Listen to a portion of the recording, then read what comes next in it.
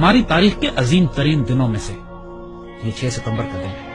اگر آپ صرف اس دن کی صبح وہ تقریر سن لیجئے جو ایوب خان نے کی تھی، ریڈیو پاکستان پر وہ تقریر کی گئی کہ لا الہ الا اللہ کے ماننے والوں پر ہندوستان نے حملہ کر دیا، میرے قوم کے ہم وطنوں جنگ شروع ہو چکی ہے، اٹھو اور دشمن پر ٹوٹ پڑو۔ میرے عزیز ہم وطنوں، السلام علیکم۔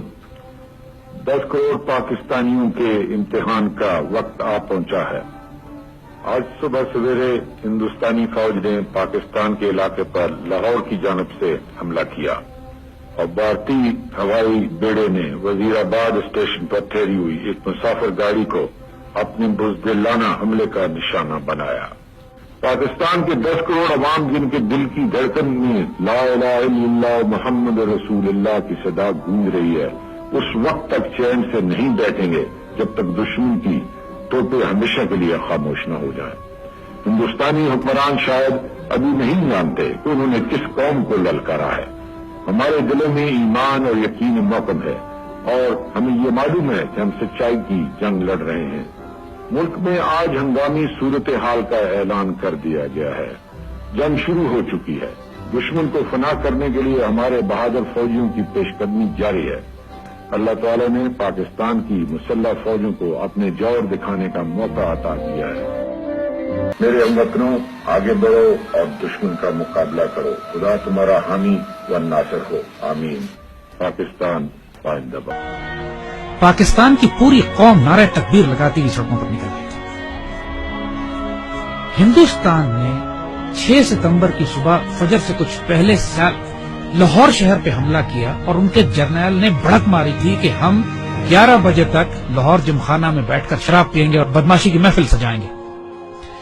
دشمن کی طاقت کا بھی پہلے اندازہ کیجیے۔ دیکھیے، دشمن 5 گنا بڑا تھا آپ سے اور اچانک اتنا بڑا حملہ کرتا جس کے اندر ایک حملے میں 500 ٹینک استعمال کیے جاتے، تقریباً 500 ٹینک لاہور میں، 500 ٹینک کے قریب سیالکوٹ کے اوپر جب حملہ ہوتا ہے، اور یہ دونوں سرحدی شہر ہیں ہمارے۔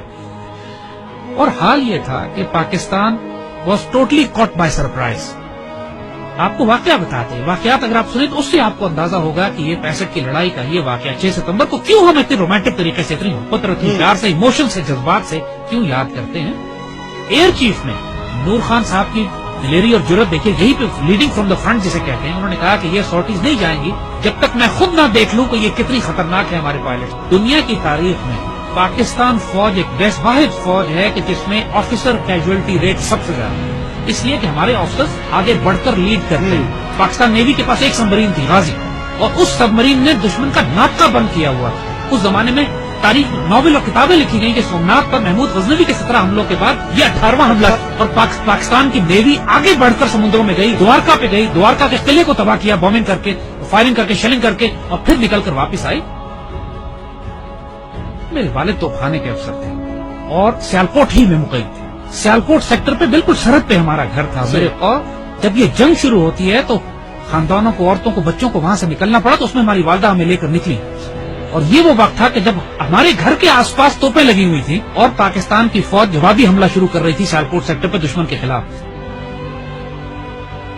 ایسے معجزات دیکھنے کو ملے ہیں۔ میرے والد عینی شاہد ہیں اس بات کے کہ ایک سیکٹر پر ہماری توپوں کی مدد کی ضرورت پڑی، ہماری پیادہ فوج کے مورچے تھے جن پر دشمن کے ٹینکوں کا دباؤ بہت شدید تھا، اور ہماری توپوں کی آخری حد سے بھی زیادہ 2-3 کلومیٹر آگے وہ دشمن کے ٹینکوں کے پوزیشنز تھی، اور جب مدد مانگی گئی تو حساب لگایا گیا کہ ہماری توپوں کے گولے دشمن تک نہیں پہنچ سکتے، اور صورتحال یہ تھی کہ اگر اس وقت مدد نہ دی جاتی اپنی فرنٹ لائن کو تو سیالکوٹ شہر کا ایک پورا سیٹ دشمن قبضہ کر لیتا۔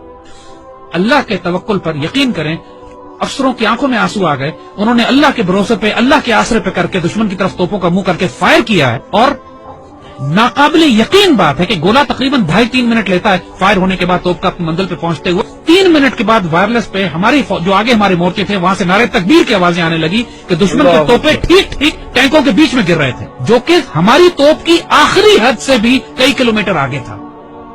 نہ اس سے پہلے کبھی توپ نے اتنا دور فائر کیا، نہ اس کے بعد کبھی اتنا دور فائر کیا۔ اس موقع پر جب ضرورت تھی تو اللہ کی طرف سے تائید آئی۔ ہزاروں واقعات ایسے ہیں۔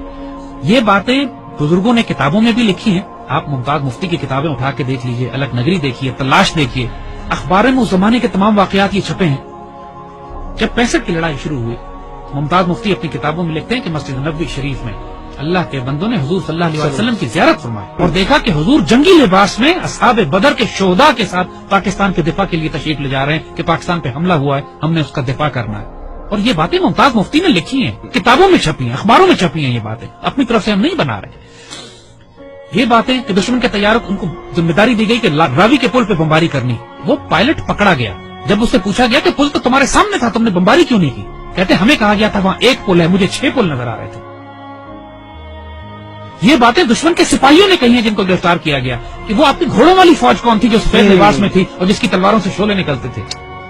یہ دشمن کے پائلٹس نے یہ باتیں کہی ہیں کہ ہم بم گراتے تھے، 35-40 کے قریب بم پنڈی پہ گرے، صرف 5 بم پھٹے، وہ بھی ویرانے میں، باقی بم پھٹے نہیں. بزرگ کہتے ہیں کہ فضائے بدر پیدا کرو تو ملائکہ آج بھی مدد کے لیے نازل ہوں گے. جنگ بدر پہ ہوا تھا نا ایسا، لیکن اللہ تعالیٰ قرآن میں فرماتا ہے کہ میں نے پھر 1000 ملائکہ نازل کیے. اور یہ بات صرف 1400 سال پہلے پہ محدود نہیں ہے. جب بھی مسلمان اللہ رسول کے نام پر کھڑے ہوں گے اس پاک سرزمین کی حفاظت کے لیے تو اللہ کی تائید نصرت آئے گی. 65 سب سے خوبصورت مثال ہے ہمارے لیے.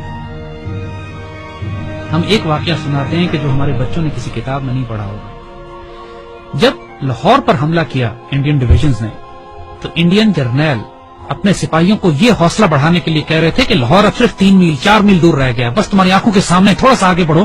اور لاہور تمہارے قبضے میں. مزاحمت شدید ہو رہی تھی اور پاکستان کے جوانوں نے اپنے آپ کو دشمن کے ٹینکوں کے سامنے ڈال دیا تھا روکنے کے لیے. اس کیفیت میں لاہور تقریباً 14 میل دور تھا. تو وائرلیس پہ جب ہمارے جوانوں نے، ایک افسر نے یہ سنا کہ دشمن کا جنرل اپنے سپاہیوں سے یہ کہہ رہا ہے کہ صرف 3 یا 4 میل دور لاہور رہ گیا، اور اس وقت لاہور 14 میل تھا. اس وقت اس افسر نے، ہمارا وہ زخمی افسر نے اپنے مورچے سے نکلا ہے، سڑک کے کنارے جو کتبہ لگا ہوا تھا جس پر لکھا تھا لاہور 14 میل، اس پر اس کو اکھاڑا ہے وہاں سے اور اس کو انڈیا کی طرف لے کر گیا ہے، آگے مزید 2 فرلانگ آگے، اور وہاں پر اس نے لگایا ہے اور اپنے خون سے اس پر نقطہ لگا کے 0.2 ایڈ کیا ہے اور لکھا ہے 14.2 بلڈی مائلز. 14.2 بلڈی مائلز تھا لاہور. دشمن اس کو پار نہیں کر سکا.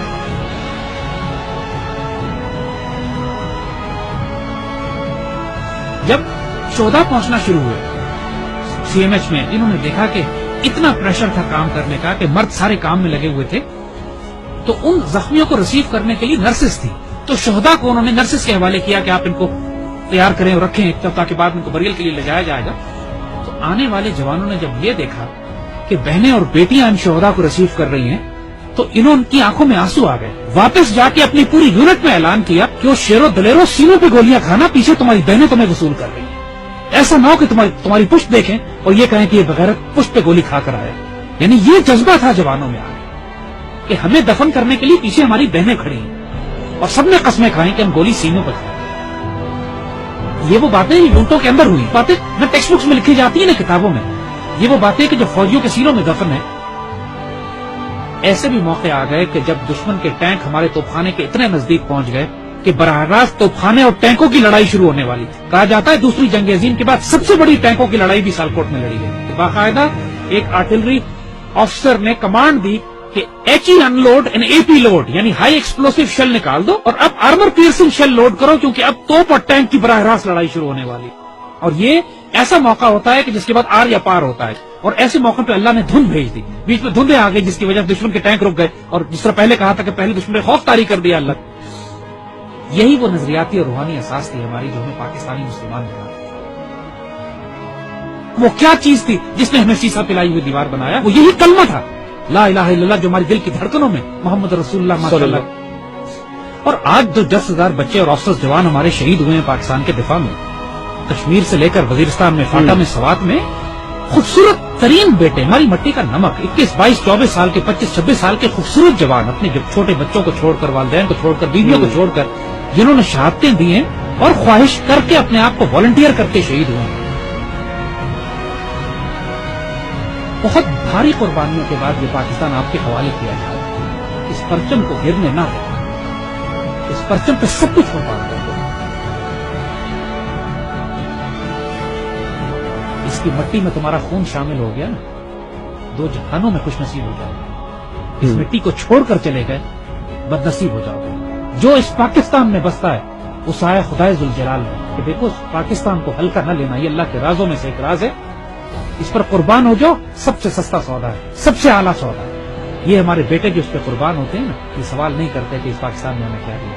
اس پاکستان کو آج آپ کی ضرورت ہے. Make a stand firm, stand United, live with dignity and inshallah Allah will give you the opportunity to die with honor. لیکن اس کے لیے اب تیاری کرو، تیاری کا وقت ہے، آزمائش آنے والی ہے. لیکن انشاءاللہ العزیز ایسے بیٹے ہمارے پاس ہیں جو اس پاکستان کو خود کریں گے.